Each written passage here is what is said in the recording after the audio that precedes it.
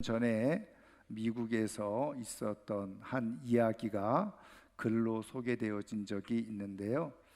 한 남성이 결혼하지 않고 평생 자기 일에 충실하게 일만 하며 살았던 한 남자가 있었다는 겁니다. 이제 뭐 세월이 흘러가면서 이제 부모님도 돌아가시고 형제들도 죽었다는 거예요. 갑자기 이 사진이 왜 저기만 떴나요? 네, 죽었다는 겁니다. 그래서 이제 홀로 남게 되어졌죠. 뭐 나이는 들어가고 그러는 가운데 나도 이제 머지않아 부모님 따라서 또 형제들 따라서 이 땅에서의 삶을 마치게 되겠구나. 몸도 점점 약해져가고 쇠약해져가는 그런 상황 속에서 자신의 미래를 준비해야 되겠다는 마음이 든 겁니다. 그래서 변호사를 찾아가서 자기의 혼자 있으니까 그 유언장을 변호사에게 건네주면서 이런 부탁을 한 겁니다. 만약에 내가 죽었다고 하는 소식을 접하게 되어지면 내 장례식은 새벽 4시에 그렇게 꼭 장례를 치러달라. 그리고 이 유언장은 그 장례식에 참여하는 사람들 앞에서 그 장례식장에서 내 유언장을 그렇게 발표를 해달라. 그렇게 이제 부탁을 드린 겁니다.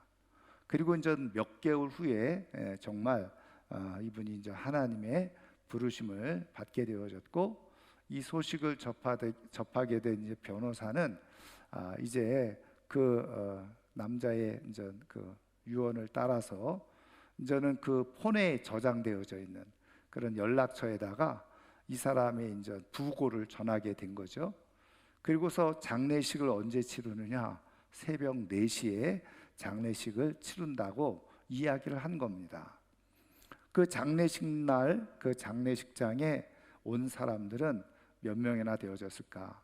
수백 명의 사람들에게 그렇게 부고를 전했는데 장례식장에 온 사람은 그의 친구였던 4사람만이 장례식장에 참여를 했다는 겁니다.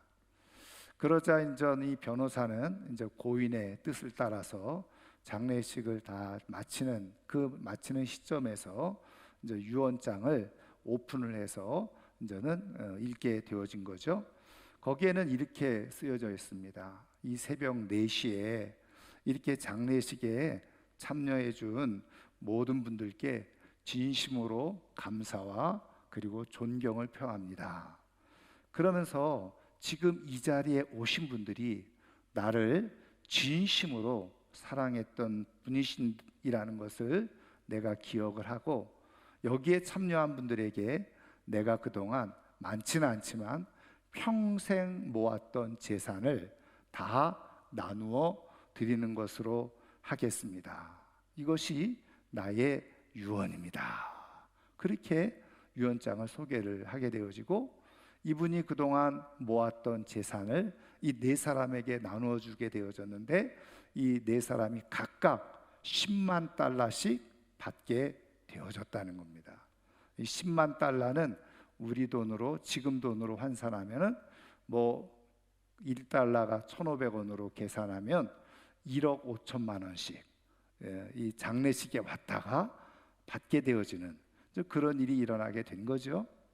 근데 더 놀라운 소식은 뭐냐면 이 4명의 친구들이 그 1억 5천만 원씩 다 받고 자기가 쓴 것이 아니라 그것을 다시 이 친구들이 모았어요.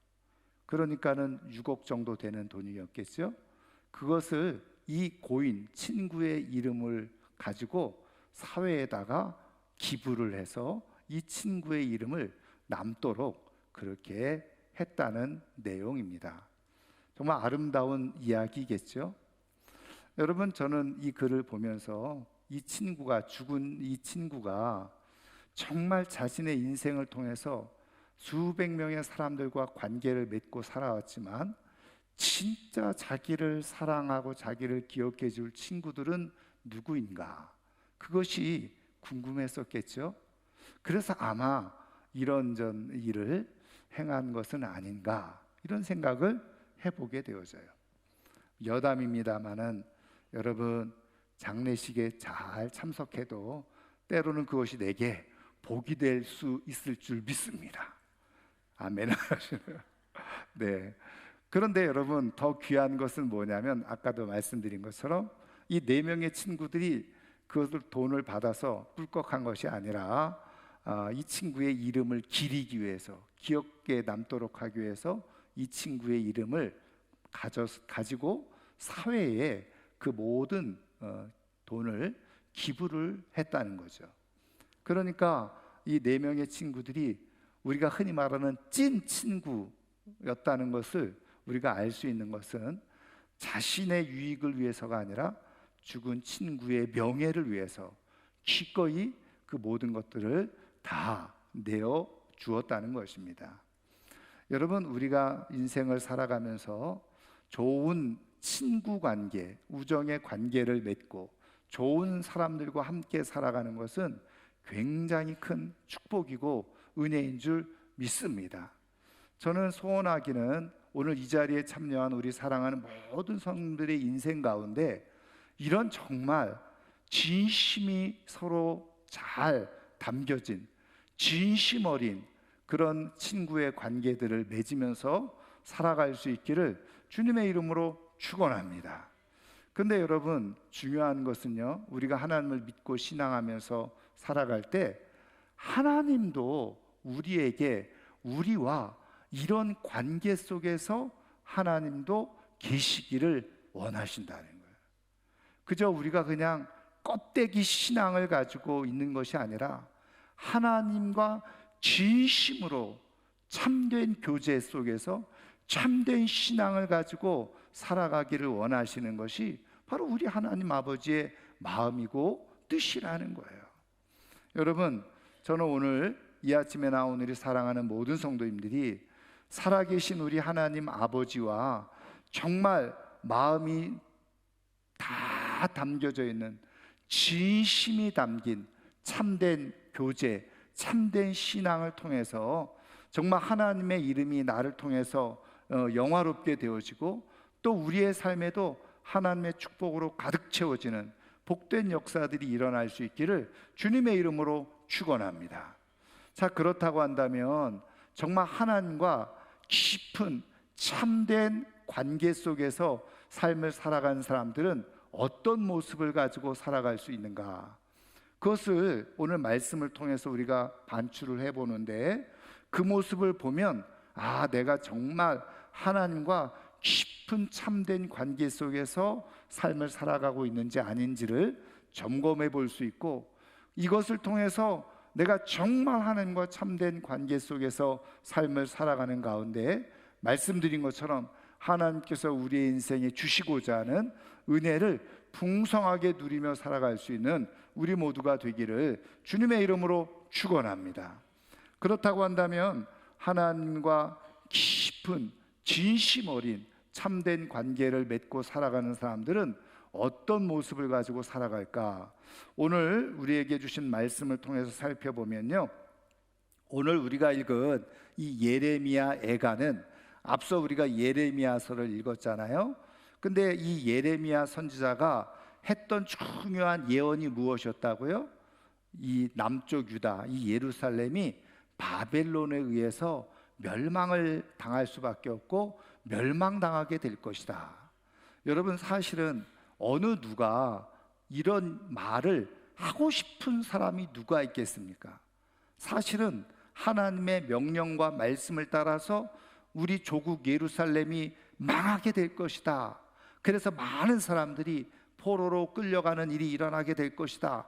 이렇게 말하기란 쉽지 않을 거예요. 불편한 얘기죠. 그럼에도 불구하고 이 예레미야는 하나님의 영의 강력한 임재 속에서 그 말을 전할 수밖에 없었던 거예요. 그런데 그게 사실은 진짜 자기가 거짓말쟁이라고 하는 소리를 들어도 이루어지지 않았으면 좋았을 뻔했는데, 그게 진짜 그대로 역사 가운데 이루어진 거예요. 그래서 예루살렘은 바벨론에 의해서 완전히 회파되어지고 망하고 많은 사람들이 포로로 끌려가기도 하고 심지어는 그 바벨론을 피해서 도망했던 애굽으로 내려갔던 사람들조차도 다 죽게 되어지는 그런 엄청난 일들이 실제로 일어나게 된 거죠.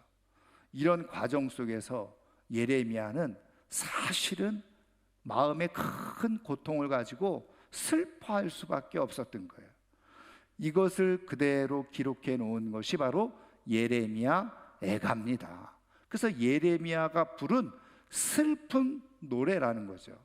그래서 우리가 예레미야를 통해서 한마디로 예레미야는 어떤 선지자냐 이렇게 말할 때 많은 학자들이 눈물의 예언자다, 눈물의 선지자다.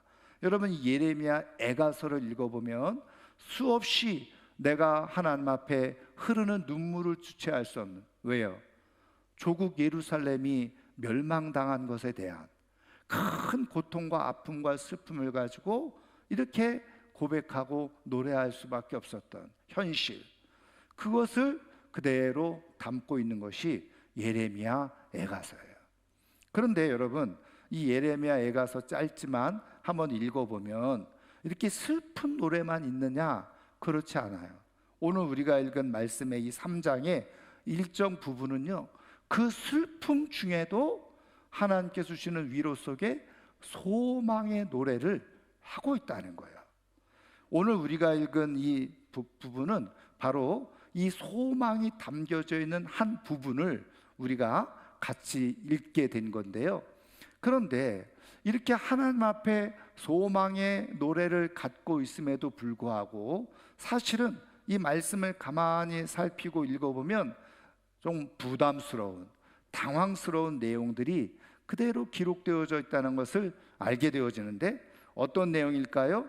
여러분, 27절부터 30절까지 말씀을 우리 한번 다 같이 한번 읽어보도록 하겠습니다. 사람은 젊었을 때에 멍에를 매는 것이 좋으니 혼자 앉아서 잠잠할 것은 주께서 그것을 그에게 메우셨음이라. 그대의 입을 땅에 티끌에 댈지어다. 혹시 소망이 있을지로다. 자기를 치는 자에게 뺨을 돌려대어 치욕으로 배불릴지어다. 아멘. 여러분, 사실은 이 말씀을 가만히 살펴보면 그렇게 긍정적인 말씀, 막 마음속에 희망이 차오르고 기대가 되어지는 말씀이기보다는 사실은 조금 마음을 불편하게 하는 그런 내용의 말씀 아니에요? 여러분, 27절 말씀을 다시 보면 사람은 젊었을 때 멍에를 매는 것이 좋다. 여러분, 이 멍에가 무엇입니까? 사실은 오늘 제가 2부 예배 어린 아이들이 참여하기 때문에 사진을 제가 아까 좀 올려주라고 했는데 저게 멍에잖아요. 저 소, 이 앞에는 이거는 코에다 끼는 거는 굴레라고 얘기하고 어깨에다가 매는 건데, 또 다른 그림을 보면 저거는 전 어깨에다 매가지고 수레를 끌게 하는 거고, 저거는 저 논밭 갈 때 저렇게 어깨에다 매는 것, 이거를 전 멍에라고 하잖아요. 근데 여러분, 오늘 말씀 27절에 보면 사람이 젊었을 때 뭐예요? 멍에를 매는 것이 좋다. 그런데 이 멍에를 어떻게 해요? 주께서 그것을 그에게 메우셨습니다. 여러분, 멍에를 맨다. 저 소가 말이죠, 저렇게 멍에를 메고 있는 게 좋을까요? 안 좋을까요? 당연히 안 좋죠. 왜요? 저 멍에를 맴으로 인해서 어떻게 해요? 밭을 갈아야 되거나 논을 갈아야 되거나 아니면 수레를 끌어야 되거나, 사실은 여러분, 저렇게 수레를 끌지 않고 밭이나 논을 갈지 않으려면 굳이 저 멍에를 맬 필요가 없는 거예요. 그래서 여러분, 요즘은 그냥 한우 농가에서 한우를 키우면 경운기로 다 저런 농사를 하니까 사실은 요즘 소들은 저런 멍에를 맬 필요가 없지요. 그러니까 멍에를 맬 이유가 없는 거예요. 그런 의미에서 이 멍에는 비유적으로 어떤 의미를 가지고 있느냐? 사람에게 주어진 어떤 시련, 고난, 때로는 어떤 훈련, 연단, 그리고 중요한 책임, 더 나아가서 어떻게 해요? 사명, 이거를 성경은 멍에로 많이 표현을 하고 있다는 거예요. 근데 이 멍에는 말씀드린 것처럼 멍에가 메어지는 순간 자유는 사라져요. 멍에를 매는 순간 사실은 고통과 시련과 어려움이 당연히 동반되어지는, 수고와 헌신과 희생이 동반되어지는 것이 멍에란 말이에요. 그런데 이 멍에를 내가 지기 싫어도 오늘 어떻게 해요? 주께서 그것을 그에게 메우셨다. 하나님께서 우리의 인생에 멍에를 메우시는 분이, 매게 하시는 분이 하나님이라는 거예요. 여러분, 이게 얼마나 슬픈 이야기입니까? 한번 생각을 해보세요. 누가 이 세상에 삶의 이런 시련, 고난, 고통 이거 당하면서 살아가고 싶은 사람이 누가 있겠습니까? 내 인생에 무엇인가 책임을 지고 감당해야 될 멍에를 지고 살아가고 싶은 사람이 누가 있습니까? 이런 멍에 없이 다 자유롭게 그냥 아무 힘 들이지 않고 수고하지 않고 그냥 내가 하고 싶은 거 하면서 그냥 재미만 있게 살고 싶어 하는 것이 우리의 인생의 바람 아니에요? 그런데 우리 하나님은 어떻게 하신다는 거예요? 바로 이 멍에를 하나님께서 직접 매게 하신다는 거예요. 여러분, 그런 의미에서 여러분 우리의 인생 가운데 무엇인가 시련을 주시기도 하고 고난을 주시기도 하고 또 어떤 연단을 주시기도 하고 때로는 그것으로 인해서 내가 무엇인가 수고와 희생과 헌신을 감당하면서 인생을 살아가야 된다. 여러분, 그것처럼 고단한 인생이 어디 있어요? 누가 이렇게 살고 싶습니까? 그런데 하나님은 그렇게 하신다는 거예요. 그런데 여러분, 이것만이 아니에요. 30절 말씀을 한번 더 보실까요? 30절 우리가 읽었지만 이렇게 말씀해 주고 있어요. 자기를 치는 자에게 뺨을 돌려대어 치욕으로 배불릴지어다. 여러분, 우리가 인생을 살아가면서 무엇인가 수고하고 희생하는 것도 정말 버거운 일이고 무엇인가 내가 책임을 지고 살아야 된다는 것 자체도 버거운 일인데 여기에다 덧붙여서 어떻게 해요? 나를 공격하고 치는 사람들에게 뺨을 돌려대면서 치욕으로 뭐 하라고요? 배를 불려라. 여러분, 우리 하나님이 우리를 사랑하시고 우리를 정말 귀하게 여기시는 하나님 아버지라고 한다면 어떻게 이렇게 말할 수가 있는 거예요? 네가 치욕으로 배를 불려라. 이게 무슨 말입니까? 너희 인생의 부끄러움, 조롱, 비난 그런 것들 그거 다 너희들이 받아들이면서 살아라. 이렇게 말씀하는 거냐. 여러분, 하나님이 좋으신 우리의 아버지시라고 한다면 누가 여러분 우리가 육신의 부모도 마찬가지잖아요. 누가 내 자녀가 세상으로부터 이렇게 맞아가면서 비난당하고 조롱당하고 비웃음당하면서 살아가기를 원하는 부모가 어디 있습니까? 그럼 뭔가 잘못된 것 아니에요? 여러분, 이런 상황 속에서 하나님이 나를 사랑하신다, 하나님이 나를 위하신다, 하나님이 나를 도와주신다, 하나님이 나와 함께 하신다. 여러분, 이걸 믿을 수가 있겠습니까? 너희들이 인생을 살아가면서 멍에를 메고 살아야 돼. 그것도 하나님이 직접 멍에를 메어주시는 그 멍에, 그리고 때로는 부끄러움과 조롱과 비난을 당하는데 그것으로 너희 인생을 배불리면서 삶을 살아라. 네가 감당해야 될 조롱, 비난, 야유 그거 다 너희들이 받고서 살아라. 여러분, 그렇게 한다면 굳이 우리가 하나님을 믿을 이유가 뭐가 있겠어요? 하나님께서 우리의 인생에 이렇게 멍에를 베풀어 주시고 그리고 우리의 인생에 우리가 받아야 될 그 조롱과 비난과 야유 그거를 다 받으면서 살아가야 된다고 한다면 굳이 하나님을 믿으면서 살아갈 필요가 없는 것 아니겠어요? 여러분, 하나님을 잘 모르는 사람들은 그래서 이런 상황 속에서 어떻게 해요? 무엇인가 내 인생에 주어지는 시련, 내 인생에 주어지는 어떤 고난, 내가 감당해야 될 어떤 책임지는 자리, 이런 것이 너무 힘들고 어려워서 어떻게 해요? 어떻게 하나님이 나한테 이렇게 하실 수 있어? 어떻게 내 인생에 이런 멍에를 지워주시는 거야? 그러면서 하나님을 잘 모르는 사람들은 그래서 어떻게 해요? 그런 멍에를 회피한다는 거예요. 멍에를 감당하려고 하지 않아요. 그리고 하나님이 나를 정말 사랑하시고 나와 함께 하시고 나를 위하시는 분이라면, 내가 이렇게 지금 예수 믿는 것 때문에 비난을 당하고 조롱을 당하고 버겁고 힘들게 살아가는데 이렇게 방치해 둘 수 있어? 그리고서 어떻게 해요? 하나님을 외면하기 쉽다는 거예요.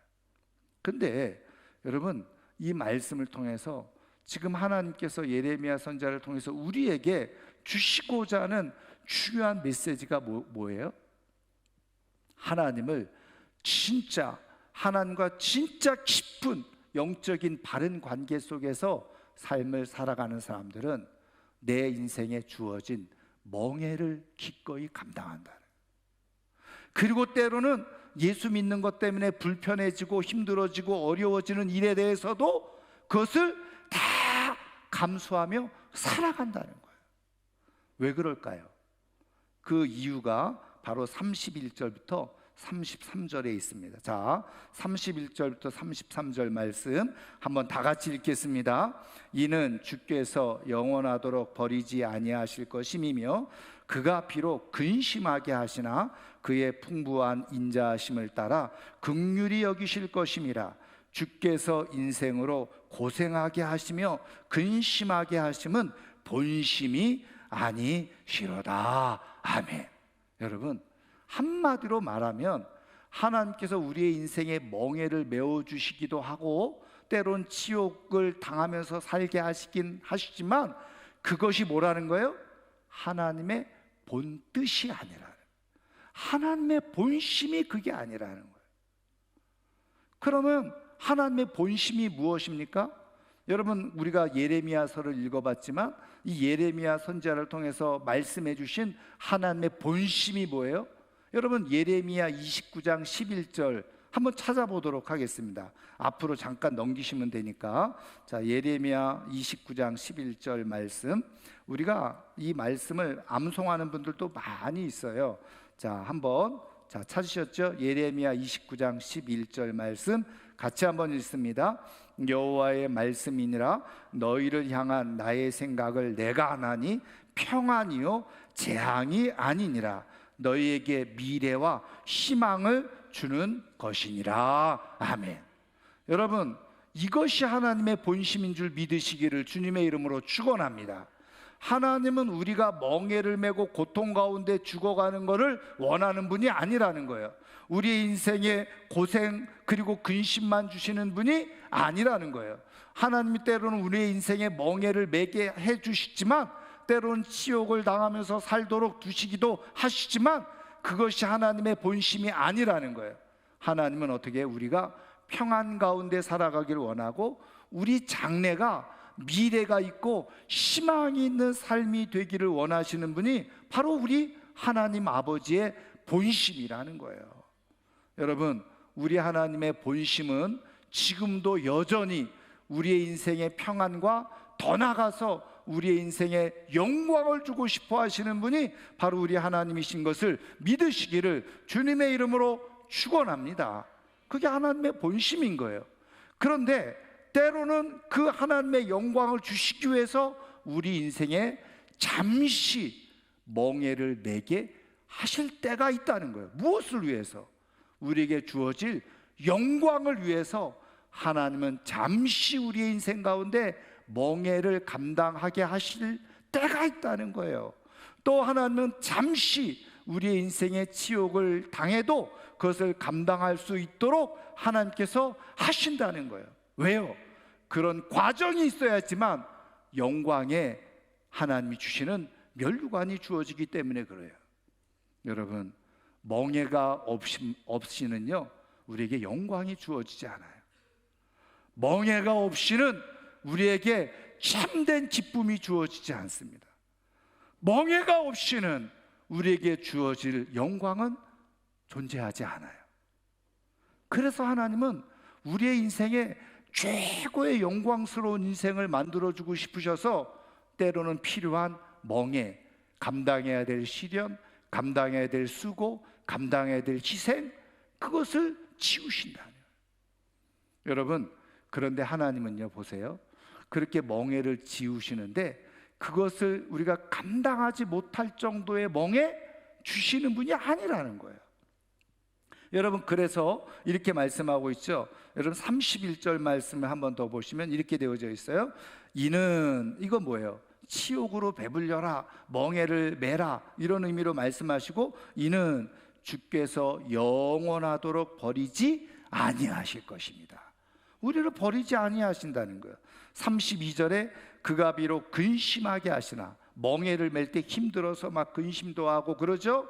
그러나 그의 풍부한 인자하심, 여기 풍부한 인자하심은 히브리어로 헤세드라 그랬죠. 영원히 변함없는 하나님의 사랑. 그래서 풍부한 하나님의 사랑으로 우리를 긍휼히 여기시는, 다시 말하면 그 멍에를 감당할 수 있는 힘을 주시고, 때로는 그 치욕을 받는 상황 속에서도 그것을 다 감당할 수 있는 그런 힘을 주시는 분이 바로 우리 하나님이시라는 거예요. 여러분, 그런 의미에서 우리가 하나님과 진심으로, 다시 말하면 하나님의 본심을 제대로 잘 알고 신앙하는 사람들은 어떻게 해요? 때로는 내 인생에 정말 무거운 것처럼 느껴지는 이 멍에, 내가 주어지는 인생의 멍에가 있단 말이에요. 내가 감당해야 될 멍에가 있고, 내가 희생해야 하고 수고해야 될 멍에가 있는데, 그것을 하나님, 나한테 왜 이런 멍에를 지우십니까? 그리고서 원망과 불평을 쏟아내고 스스로 멍에를 그냥 던져버리는 것이 아니라, 오히려 하나님, 내 인생의 영광을 위해서 하나님께서 이런 멍에를 내게 지어주셨군요. 그리고서 그 멍에를 기꺼이 받아들인다. 여러분, 하나님의 진심을 아는 사람, 하나님의 본심을 아는 사람, 그 하나님의 본 마음을 깊이 헤아리는 사람일수록 어떻게 해요? 멍에를 기꺼이 받아들여요. 하나님은 그것으로 인해서 내 인생을 힘들게 하고 고통스럽게 하고 망하게 하고 죽게 하시는 뜻이 있는 것이 아니라, 이 과정을 통해서 내 인생을 궁극적으로 아름답게 하시고 영화롭게 하실 하나님의 마음이 있다는 것을 깨달은 사람만이 내게 오늘 감당해야 될 멍에를 감당하는 거예요. 아버지로서의 멍에, 어머니로서의 멍에, 때로는 자녀로서의 멍에, 교회 장로로서의 멍에, 집사로서의 멍에, 권사로서의 멍에, 그거를 감당하면서 살아가게 돼요. 여러분, 그런 인생이 하나님과 깊은 관계 속에 있는 거예요. 여러분, 그것을 뭐라고 우리는 표현하느냐? 믿음이라고 말하는 거예요. 진짜 하나님을 향한 절대적인 믿음을 가지고 있는 사람들은 내게 지금 주어지는 여러 가지 힘들고 어려운 상황, 내가 감당해야 될 수고, 내가 맡아야 될 책임, 내가 감당해야 될 사명, 그것을 가지고 바로 하나님의 본심을 깨닫고 잘 감당하며 살아가는 것, 그것이 바로 믿음이고 하나님 속에 있는 사람인 거예요. 여러분, 우리가 그러잖아요. 말이 잘 통하고 나를 잘 이해해 주는 사람을 우리는 뭐라 그래요? 야, 너는 내 속에 들어왔다 나갔냐? 이런 얘기하죠.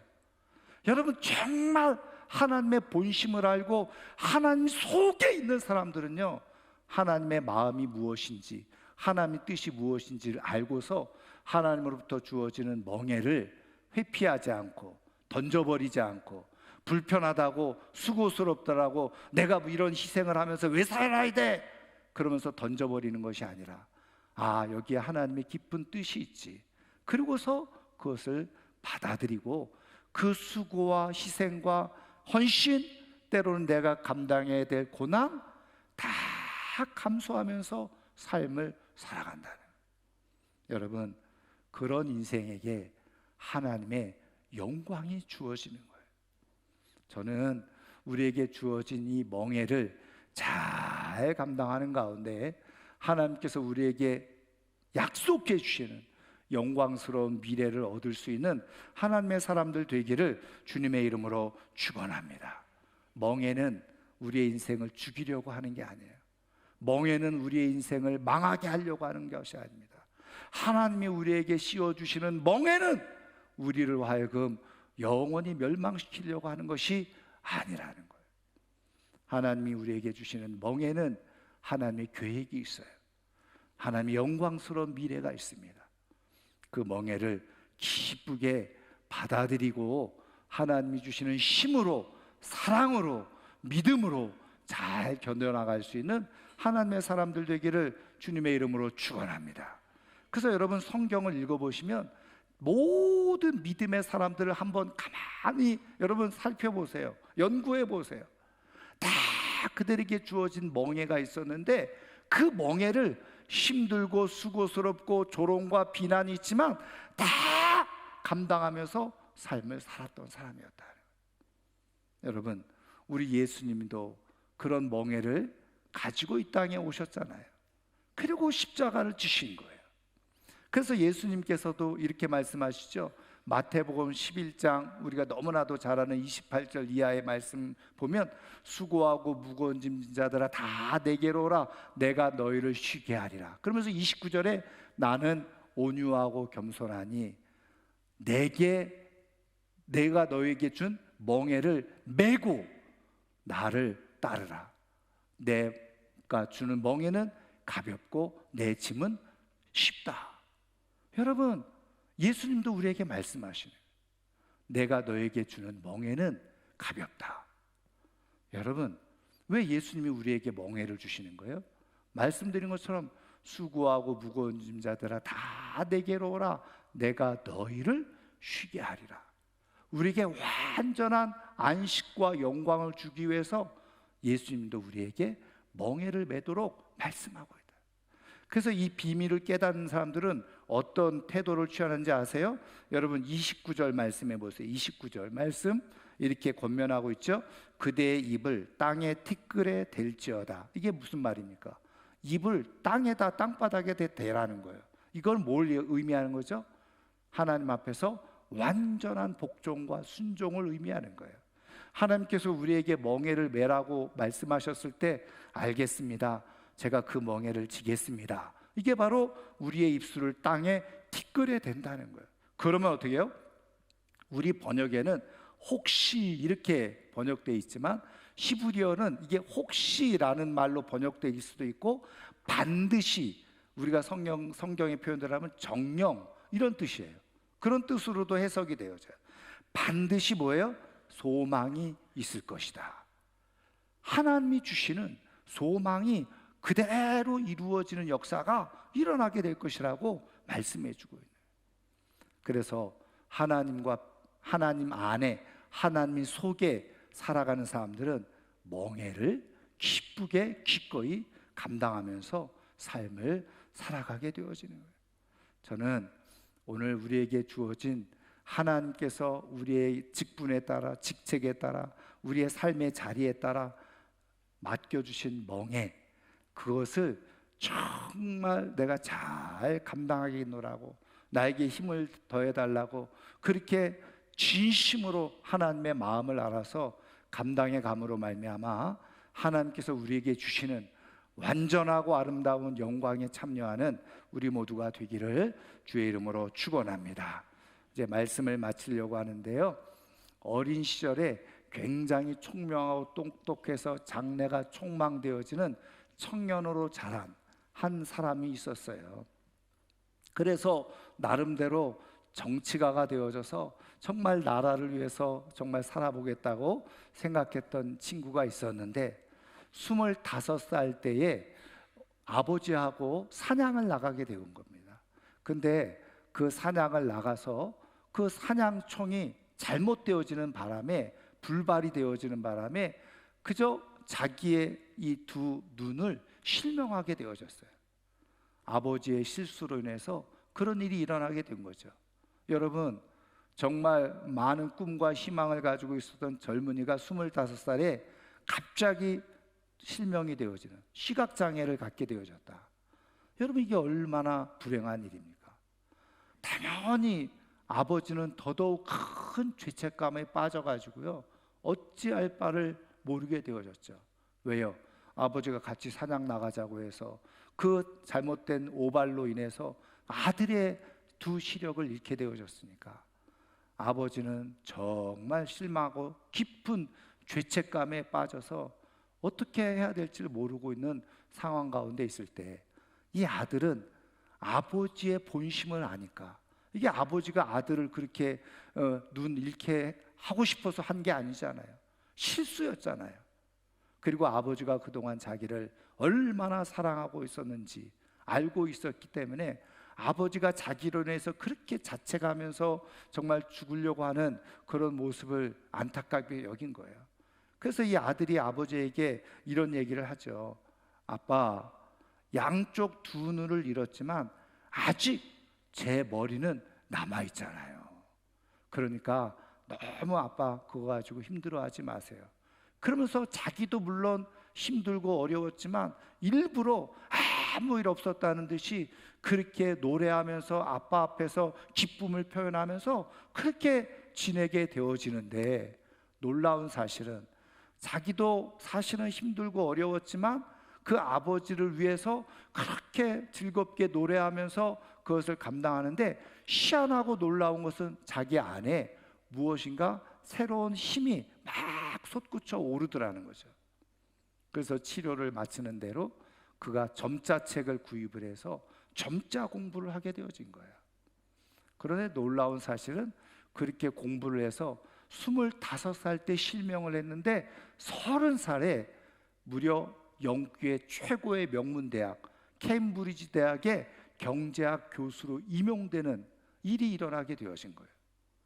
그리고 1865년에는 그가 시각장애인으로 최초로 영국 의회에 들어가서 국회의원으로 활동을 하게 되어지고, 나중에는 영국의 최신부 장관까지 되어져서 그 우편 업무에 대한 획기적인 많은 일들을 그렇게 만들어낸 인물이 되어졌다는 거예요. 이 사람이 누굽니까? 헨리 포세트라고 하는 사람이죠. 여러분, 만약에 이 젊은 친구가 25살 때 그렇게 실명이 찾아왔을 때 아버지 때문에 내 인생이 이렇게 됐어, 그러고서 원망하고 불평하면서 스스로 자신의 인생을 저주하며 살았다면 아버지도 그랬고 이 아들도 정말 불행한 인생이 되어졌을 거예요. 그런데 아버지의 본심을 알은 거예요.